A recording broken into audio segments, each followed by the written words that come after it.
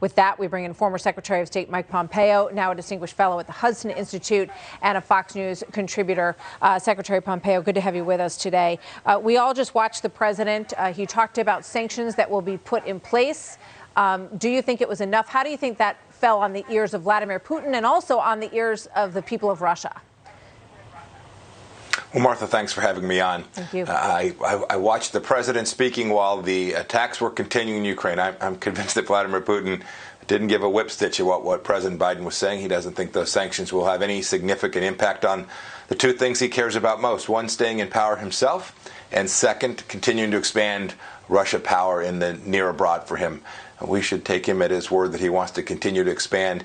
And I was surprised to hear President Biden show up on what is now, day 97 with continued half measures. We've been behind and we've been weak from the very beginning. I don't understand why we wouldn't, certainly by this point, once the full-scale invasion of Ukraine has taken place, get on our front foot and begin to unleash massive set of sanctions and use American power in ways that this administration simply hasn't demonstrated the resolve that it's willing to do. You say the sanctions, that he won't care about sanctions. So is it the SWIFT bank transactions that you're talking about? I mean, are there really any sanctions that would really change Putin's actions at this point, do you think?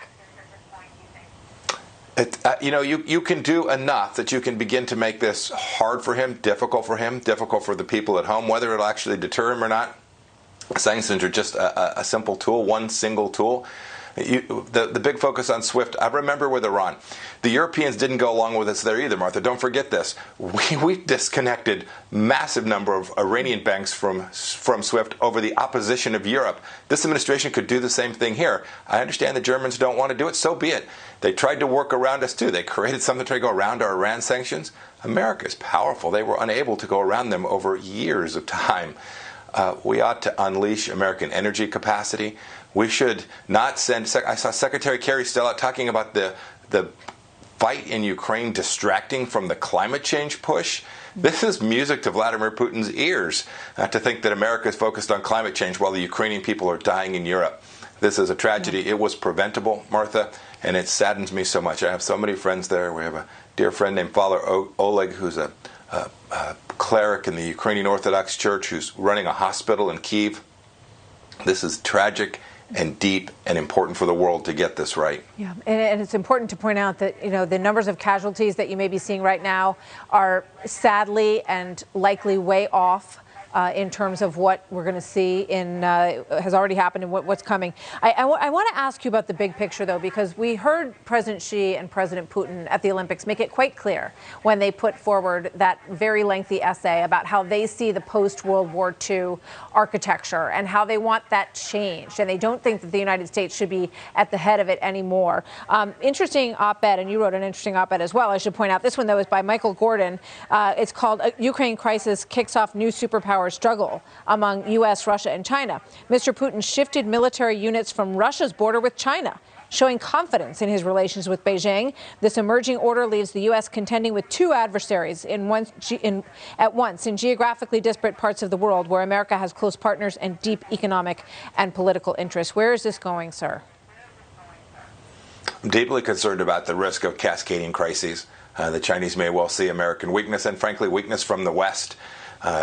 And cascade these set of problems that we're seeing today in Ukraine. The relationship between Russia and China, Martha, is a long and complex one. We should do the things that we can to convince Russia to look west. Putin's clearly chosen to do otherwise for the moment, but we need to be ever mindful that the Chinese Communist Party is watching and powerful, and the risk that there will be a secondary impact from what happened in Afghanistan. And remember the cyber strike that took down American pipelines, gasoline lines here in the United States, where we did almost nothing. Those are the kinds of things that authoritarian dictators like Xi and Chairman Kim and the Ayatollah, they all see them, and they are watching to see how the West responds. We have the tools to do this, Martha. The West is incredibly powerful. We are a great nation. We need to show the resolve that nations that aren't in decline know how to do, and this requires presidential leadership. I was hoping for more today from the president. I'm rooting for him. I'm rooting for America. We have to get this right, not only for the Ukrainian people, but for folks right here at home. What did you think of Putin's offer to Ukraine that there are two ways that you can make the pain stop right now? You're going to declare yourself a neutral country, and you're going to make sure that no weapons are placed in in your entire country of Ukraine that could be aimed at Russia. Yeah, Ukraine posed no threat to Vladimir Putin. This is pretextual. This is a dream that Vladimir Putin's had a long time to go back and grab Ukraine. I think that he dreams of grabbing a Baltic state or beginning to move in the south as well. I think this is in his heart. He sees himself as the heir to the greatness of Peter the Great. We can't permit that to happen.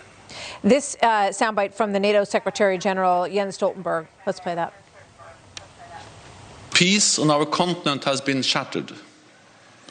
We now have war in Europe on a scale and of a type we thought belonged to history. So that's where we find ourselves today. And also, before I let you go, is there any way to stop Vladimir Putin from taking over Ukraine right now? It's hard to imagine the tools that we would have. There are things we can do to make it incredibly costly. We should arm the resistance and the Ukrainian government if it moves into exile. There are tools that can raise the cost and one day convince him that continuing to occupy Ukraine is not worth the cost. Hard to think about how one might stop it at this moment. We should do everything we can to see if we can't possibly make that happen. When I hear Secretary General Stoltenberg speak in the way he did, he's a good leader and a good friend. I spent much time with him. He needs the European nations to rally around him and to begin to do the things that Europe should have been doing for these last decades and preparing for just this moment so Putin wouldn't have the free run he has today and the capacity to continue to do harm in other parts of Eastern Europe as well. You know, one last thing, if I may, Secretary Pompeo.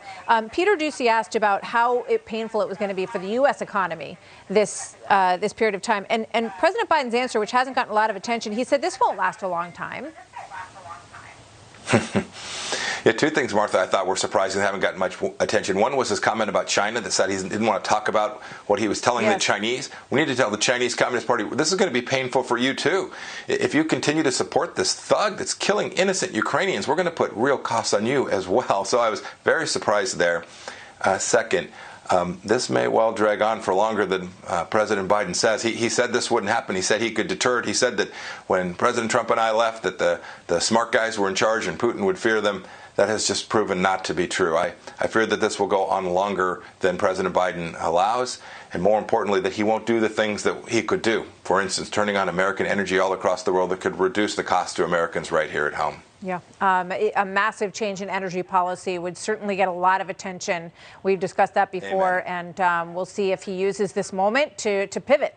Thank you so much, Secretary Mike Pompeo, former Secretary of State. Thank you, Martha. Have a good day.